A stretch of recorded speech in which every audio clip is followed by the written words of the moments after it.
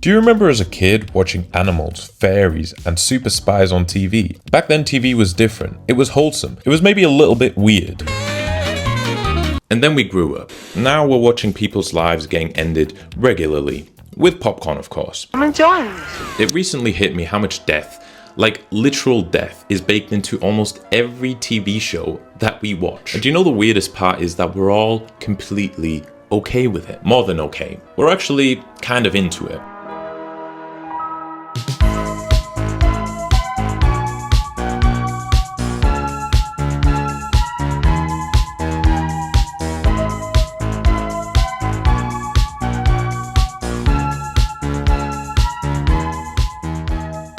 Let me take you back to the early 80s. Before then, people on TV were nice. Maybe they'd get into a scuffle, or they'd throw a pie or something.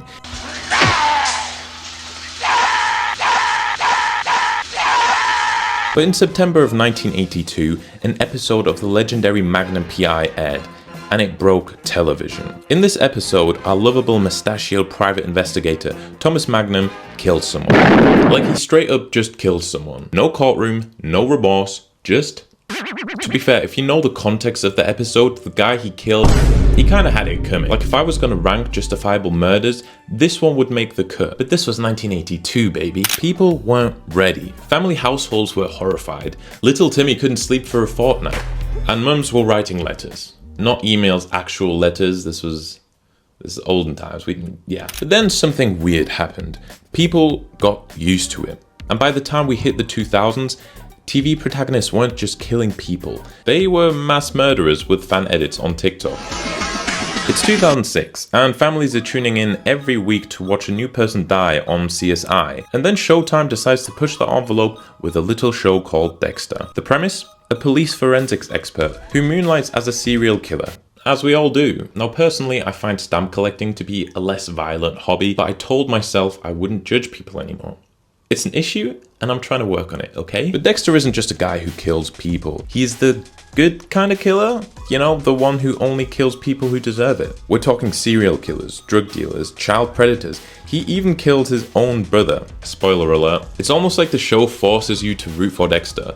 Like, do you want the child rapist to win? Now, don't get me wrong, I actually really like Dexter. You know, other guys my age have their girlfriends or their kids as their phone background. I've got Dexter Morgan. You know, it's no problem if I know it's a problem, okay? Stop judging me. But when you've watched 8 seasons and 2 spin-offs of a man killing people, it starts to feel normal. Like, disturbingly normal. Now, me personally, I'm not in the market to end someone's life. For God's sake, I'm a vegetarian, but I can't lie, the show makes being a killer seem kinda cool. But you know, Dexter at least has a moral code. He kills bad guys. He essentially takes the trash off the street.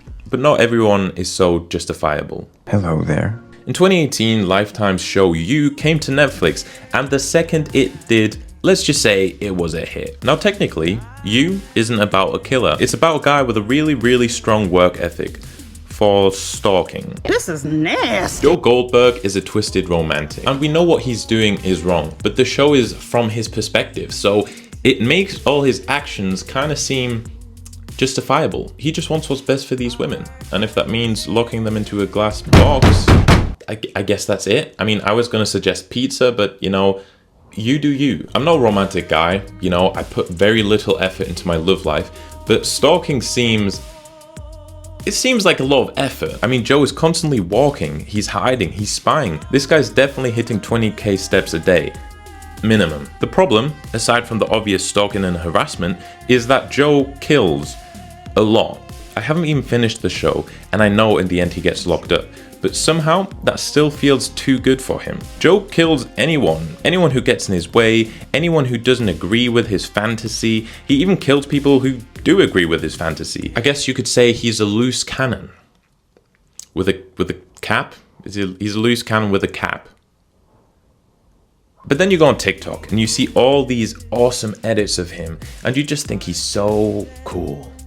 And to be fair, he kind of is. The thing is, I can like Joe Goldberg because he's not a real person. I'm not actually, you know, supporting real life stalking. I'm just watching Netflix. Is that a crime? And as far as I know, Penn Badgley hasn't killed anyone. You know, he seems like a pretty chill guy. But at some point, fiction just doesn't cut it anymore. I know you know what this show is, okay? We're still gonna talk about it. I do want to preface, I've not seen this show, but I've seen enough, you know, clips and videos from it to know what it's about. Monster was a retelling of the real-life crimes of Jeffrey Dahmer, aka the Milwaukee Cannibal.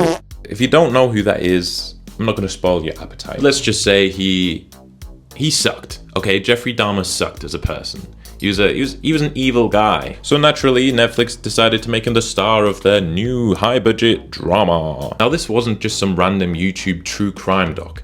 This was a high-budget show produced by Ryan Murphy, who made American Horror Story, starring Evan Peters, who was in American Horror Story. It's a bit like casting Chris Hemsworth to star in your new blockbuster about 9/11. It's just bad taste, guys. But maybe I was the only person that thought that because the show was a massive fucking hit. One of the most watched Netflix shows of all time, and suddenly my TikTok was full of Dahmer edits.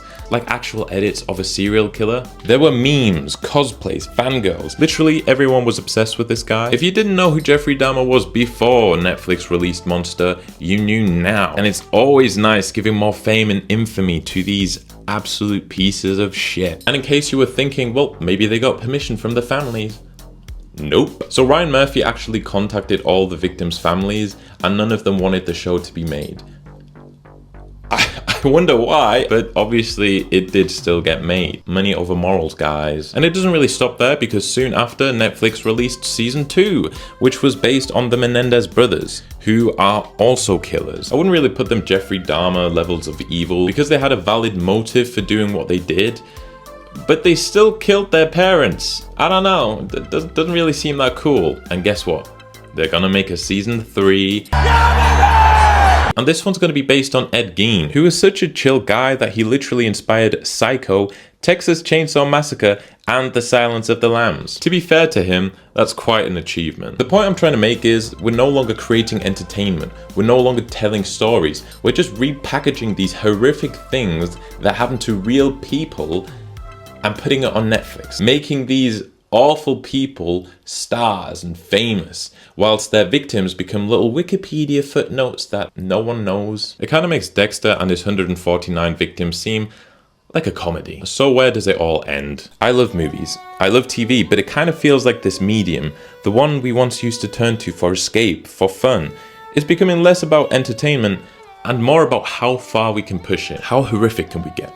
How brutal can we get? How awful can we get? And I understand, morbid curiosity is human nature. I'm guilty too. I've watched my fair share of true crime documentaries, usually when I'm eating lunch. I don't know what kind of person that makes me. But there's something off. The way we've started glorifying real killers, the way actors win awards for playing them, the way fans make dozens of edits for them. It wouldn't even surprise me if in like a decade's time some deranged TV producer goes on a killing spree just to get a nice juicy 6-part deal with Amazon Prime. And look, I say all this knowing full well that I'm going to watch the Dexter spin-off that's releasing next month. Because I'm one of you. I can sit here and preach all day. You know, it's all gone too far. We've all gone crazy. Because the truth is, we're not going to change. If anything, we're going to change for the worse.